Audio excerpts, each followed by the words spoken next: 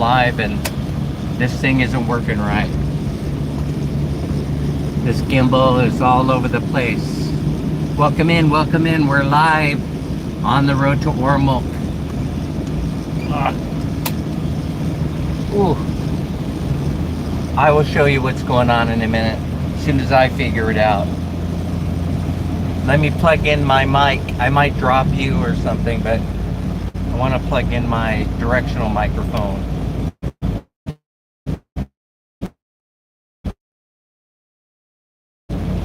Who's here? Healing Cruise official?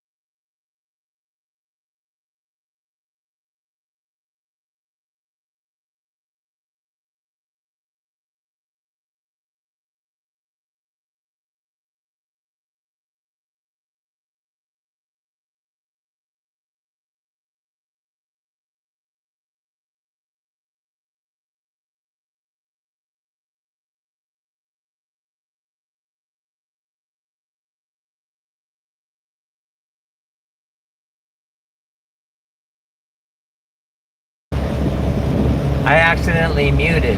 All right, I accidentally muted again. Thanks, Anime. So the whole plan here is to go to Ormoc. We're gonna look at some e-bikes to see what we can buy. We're looking for a very small e-bike, and a couple of reasons why, but e-bikes that can hold me, you know, that can hold me up. Because I'm 210 pounds, which means we need an e-bike that has the capacity of something like 120 kilo, right? You have to have 120 kilo at least to be able to hold me up. So, 90 kilos. Sudan, there's no sound. And I don't know why. I don't know why there's no sound. Oh, there's no volume control on this. The volume control's it's automatic. Something is going on. Anime, can you hear me? Are you able to hear me? No, you don't do volume control. It's automatic when you're live streaming. The volume automatically raises when you're live streaming. The mic volume. It's already at maximum. Yeah. Oh, there is sound now, Tim said. Okay. So anyway, we're going there to get e-bikes. We're going to look at the e-bikes because there's a particular model that we're looking for that we saw in Thailand. I'm sure they have it here. But people keep telling me you have to order those online. I'm not so sure. I like to feel it, touch it. I'm not a fan of ordering electronics like that online. I could do shoes and shirts and underwear and things like that online, but I'm not a fan of ordering electronics online, especially when you're talking about something like an e-bike, because I want to be able to see it, feel it, touch it, make sure it's real, put together, and we'll see what we come up with.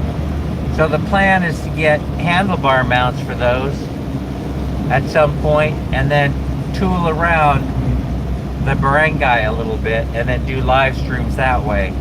That'll be a little bit interesting, because you know I noticed that all these people that are successful, a lot of people that are successful on YouTube, they're doing live streams now. The algorithms are changing, so the short videos and live streams are exploding, and I have a feeling I know why. Because a lot of people, well, there's about ready, I think. This is only my opinion. I'm only sharing it with you. Prepare for another 2020 boost on YouTube. 2020 was a successful adventure on YouTube because people were at home. They were home sitting in front of their gadgets. And when you're at home sitting in front of your gadgets and the views go skyrocket, then so does the income. Well, a couple things are happening. I think YouTube has figured it out. They've changed the algorithm to increase the opportunity for people to make money. And a lot of us have gotten these emails from YouTube that says, starting May 15th or whatever, we're going to be changing how we run commercials, putting them automatically in natural breaks in your videos. Well, they're doing that for a reason. They're actually gearing up for something big. Now, why would they be? Well, there's something going on in the United States. I won't spend a whole lot of time talking about it, but the United States are #1 consumers in the world, you know, along with China and some other huge economies, global economies. And so I'm not going to bore you with all the details, except to say they're anticipating that a whole bunch of people are going to be spending more time at home, in front of the big screen, in front of their gadgets. Why? Because they will be. And if you want more details on why that will be happening, it's not going to be due to the fact that there's another global pandemic coming. No, this is going to be another global event, which is more economic. And so the details are there on YouTube and on Google platform, anywhere you want to look, right? They're preparing for it. So this may be one reason why you've had corporate CEOs meeting with each other, you know, friend and foe, to figure out how they're going to approach what's coming. But listen, I got to tell you something, folks. This is the perfect time for change, in my opinion. And the reason why it's the perfect time for change is because nobody is buying large electronic items right now. They're not buying durable goods. They're not shipping stuff all over the world like they were. And so when people are taking a pause at buying new cars, new motorbikes and all this other stuff, you get the benefit in advance. And how we get the benefit is by going shopping around for a couple of e-bikes that are probably going to be discounted because people don't have the cash to buy. And so that's one thing that's happening. That's favorable to us. Now, we may end up doing what Borgel here suggested, and that's by going to Lazada and ordering these things after we have viewed them in the retail environment. Or I may decide that, you know what, let's just pick them up here and see if we can get free delivery. I don't know what the people are willing to do, because there aren't a whole bunch of people carrying a lot of cash around, you know, right now. And so you got to take advantage of that, both in real estate, both in buying durable goods and all this other stuff. Now, you may disagree with me, but a lot of life is timing. You know, a lot of success in life is just a matter of timing. You know, have I ever been wrong in predicting such events? Not that I can recall. Yes, I am correct almost 100% of the time, you know, because I'm a keen observer. That's why. So now you can benefit. The 3 million people that are still hanging around, how do you benefit? Prepare, gear up, because YouTube is going to go, the social media is going to blow up. You think you've got subscribers now, you haven't seen anything yet. Facebook is gearing up for the change. YouTube is gearing up for the change. TikTok is gearing up for the change. Folks, if you haven't heard this news, I'm gonna deliver it to you. Both Microsoft and Amazon have put in bids for TikTok. Did you just hear what I said? Amazon and Microsoft have put bids in for TikTok. And Trump just said on Air Force One, he just said that he's going to compel them to make a deal with an American company. And he is privy to what's happening in the background. And he has given us a very strong indication that a deal is going to be struck. A deal is going to be struck. And these companies, Microsoft, Amazon, Facebook, and others, they're not playing around. Of course, Gcash, PayPal, and others, they have sort of a head start on what's about to happen, because they've been anticipating this for a very, very long time. But I figure it like this: they're not going to get together with the global heads of corporations and the politicos, global politicos. They're not going to get with them for nothing. They're getting together, putting together a plan for which they continue to be successful in their platforms and their operations. They're putting together a plan, and you need to be putting together a plan for growth, even though I think this is going to happen organically just the same. What I mean by organically is, if you're already in YouTube and you're geared up just on a long feed video, you're already going to be rich. You're already set up for what's about to happen. So I think that this is going to be happening soon. No, I don't think it's going to be happening 2 years from now, 7 years from now, not even 3 years from now. I think that if this doesn't take place within 3 months from now, I'll be disappointed, and then I will lose my top spot as being king of the hill for making predictions. So there's going to be a lot of that direction, where people latch on to how they make money through digital media, and then you're going to see a lot of other changes take place. There are going to be changes in the importing of products because mostly due to the economic changes that are occurring right now in the USA. Since, like I said, I've already told you that they're the number one purveyor, they're the number one importer of junk, but that's all. The reason why you want to make the change now is because people, the consumers, the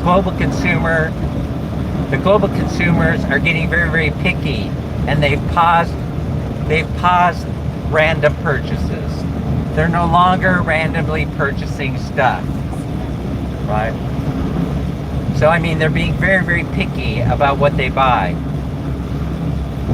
I would say be very, very careful about buying anything on credit right now. Yeah, anytime someone comes to me and they say, oh, they've got the special no interest payment plan, well, they can stick it where the sun doesn't shine. I don't care if it's 0 interest. The only interest I have is in paying cash. Cash is king. Cash is king. And so you have to be able to be in a position to take advantage of it. I will give you that. But right now, if you have cash in your pocket, and you want to go out and buy a new motor or a car or something that you've been wanting to buy, now is going to be the time to buy it. Now, within the next 90 days. Because people will be dumping off their inventories. Global shipping is going to come to almost a dead stop. Yes, I know there are things on the water coming to the Philippines, going to the USA and other places, but the brakes have already been hit on global shipping. All right. I don't know if you guys know that what's going on in the USA or not, but this is going to have a global impact. For example, let's talk about the U.S. Postal Service. Right now, there's a big movement to do what the Philippines has already done, and that is to make quasi-government private partnerships.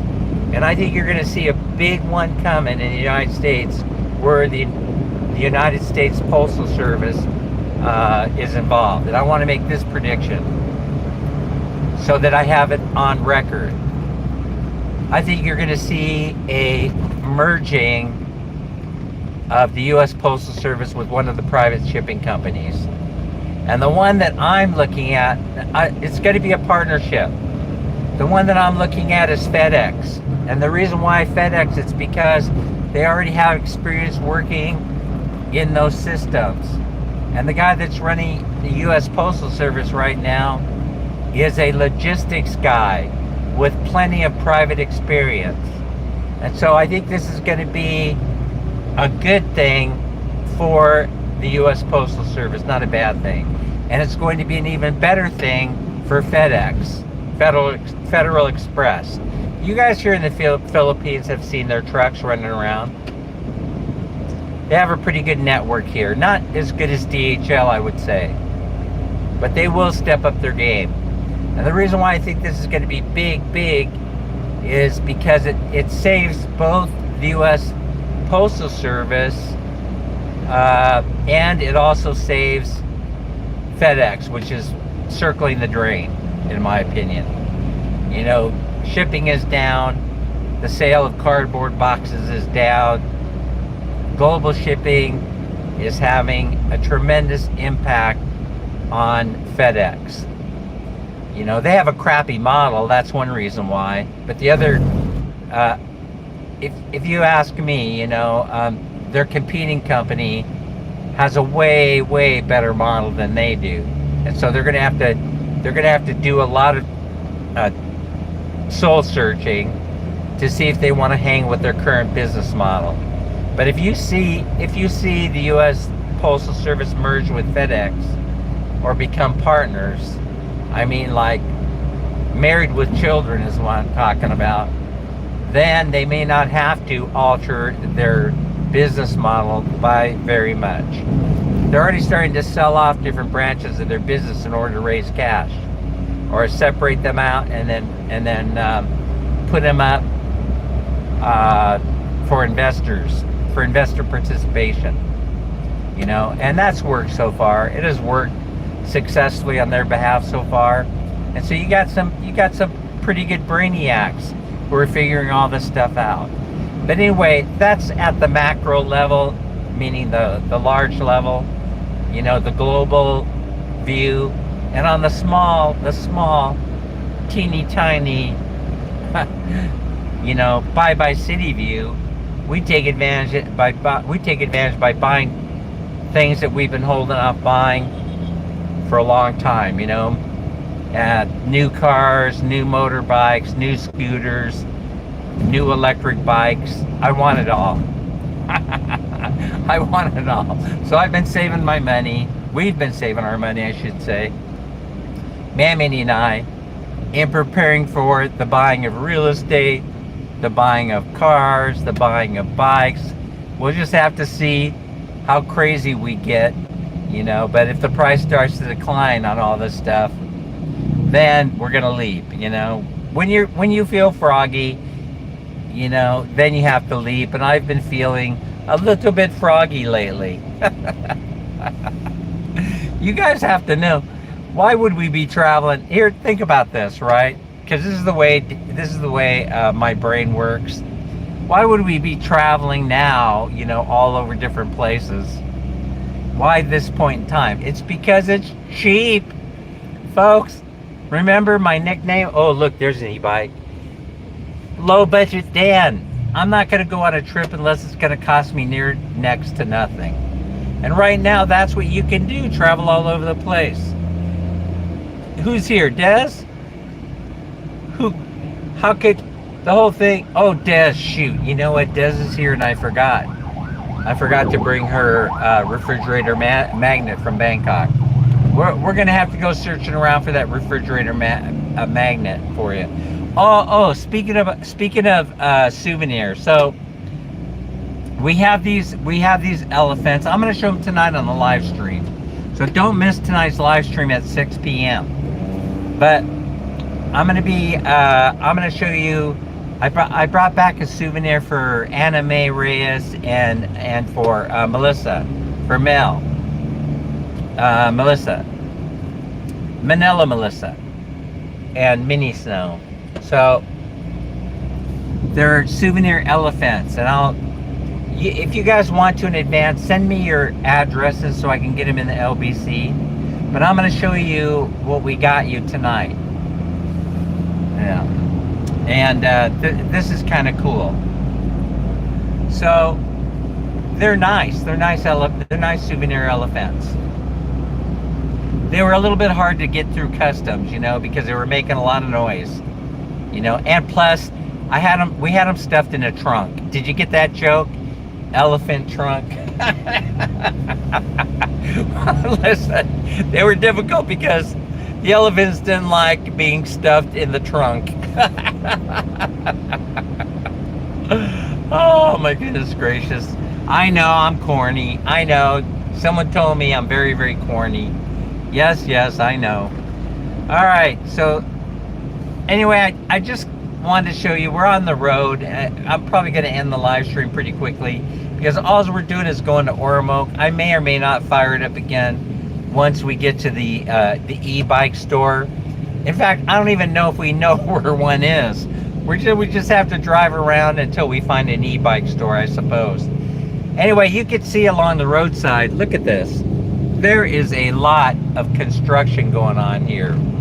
There's a lot of construction, a lot of infrastructure improvement happening all over Southeast Asia. and it just smacks you in the face, you know. It just like goes boom, you know. Wow. And you know, I'm gonna reserve saying that things are becoming more westernized, because a lot of people, they don't want to really be a part of the West, but they are looking a lot like a lot of communities that I know about, that I visited in the USA. So anyway, I'd like for you to think about that. What's coming next? You can't be too short-sighted, you know. I know that a lot of us, we live for today because we have to. You know, our main objective is to get food on the table today. You know, feed our family today. And I understand all that. But open your mind a little bit, open your eyes a little bit. Become keen observers of what's going on around you, and they will be the predicator of the future. In other words, if you see the small movements, they become signals for what's happening on a much larger scale in the future. And so when you start seeing them coming in, putting up seawalls, putting up storm drains, improving water delivery, building the water treatment plant, you know, all those things should get your attention because they all mean something. So I know a lot of you are onto this. A lot of you are very, very good observers, and then you share your thoughts with me. And I encourage you to share your thoughts with me, maybe in private chat or in the comment section below, because it's important to me. Because if you see something and you share it with me, then it may spark an interest. I may start thinking about something that would benefit all of us, but particularly me. In other words, I just celebrated a birthday. Thank you so much for those birthday wishes. I really, really appreciate it. But I just want to say that even though I'm a little bit older, I still think there's a tremendous amount of potential to become rich. Even richer. That's all I can say. You know, the more money we make, you know, the more we'll share. I mean, that's absolutely a given. You know, if you know us, then you know it's a given. We like to share, and so we want to continue sharing. So, with that being said, go ahead, make sure you run up those views. We just posted a short video. It'd be nice to get the view count up on that one. But it's doing pretty good, you know, and that's Filipina Goat Whisperer, where Minnie saves the goat. The goat was crying, you know.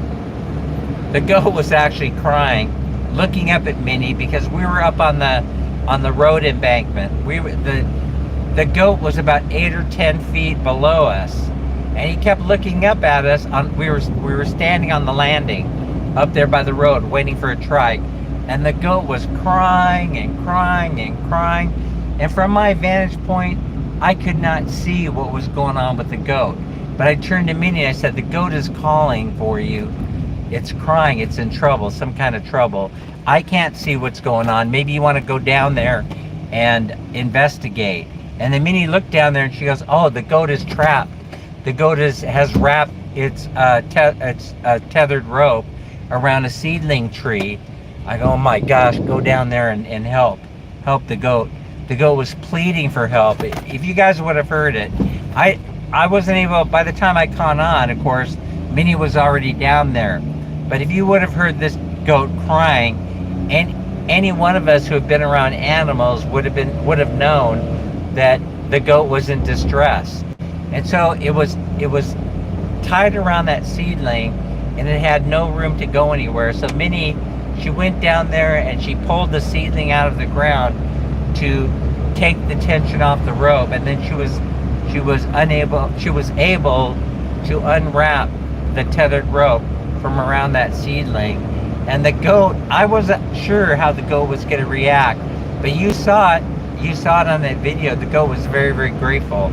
After the goat was released, the goat went around that tree, and again, I didn't show that because it was only a 17-second short video. And the goat went over and was quiet as a mouse after that, enjoying their lunch. You know, enjoying their lunch. And it's a beautiful area for which to feed your goats on. Uh-oh, they're stopping all the motors again.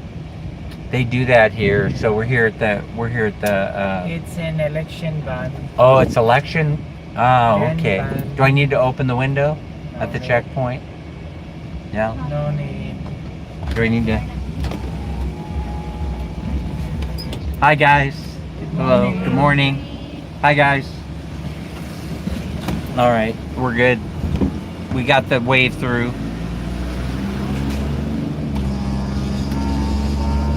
Jill says it's election, so Election ban. yeah, they're keeping an eye on things. They're Gun pulling over ban. Are they pulling over the tandem motorcycle riders? Mm. Is that what they're doing? The ones riding in tandem? I'm just kidding. I'm just kidding. Don't answer that. All right, guys. You seen it? Yeah, that's about it. I will see everybody later. We'll see everybody on the next one. Bye, Man Minnie. Bye, guys. Bye-bye. Bye. See you later. We're out.